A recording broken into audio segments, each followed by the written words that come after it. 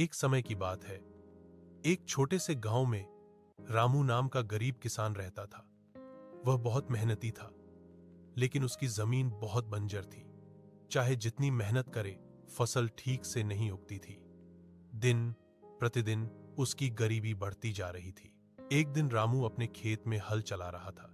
अचानक उसका हल किसी कठोर चीज से टकराया। उसने मिट्टी हटाई तो देखा, वहां एक पुराना मिट्टी का घड़ा दबा हुआ था। रामू ने उसे बाहर निकाला और साफ किया। घड़ा देखने में तो साधारण था, पर जैसे ही उसने उसे उठाया, एक अजीब सी रोशनी चमकी। अचानक घड़े से एक मधुर आवाज आई, मैं जादुई घड़ा हूं। जो भी चीज मेरे अंदर डालोगे मैं उसकी दो कर दूंगा। रामू चकित रह गया। उसने सोचा, अगर यह सच है तो मेरी किस्मत बदल सकती है। उसने घड़े की परीक्षा लेने के लिए एक आम का फल घड़े में डाला। कुछ ही पल में घड़े से 2 आम बाहर निकल आए।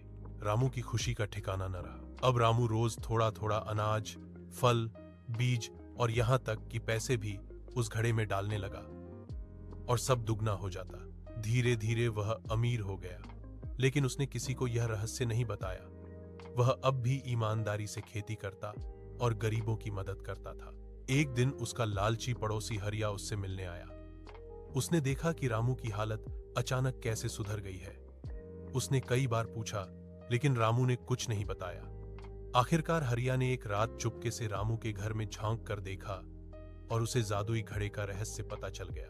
अगली सुबह हरिया ने रामू के घर से घड़ा चुराने की कोशिश की, पर गलती से घड़ा नीचे गिर गया। डर के मारे हरिया ने जल्दी में अपने जूते उस घड़े में डाल दिए, और तुरंत घड़े से दो जोड़ी जूते बाहर निकल आए। लालच में हरिया ने सोचा, अगर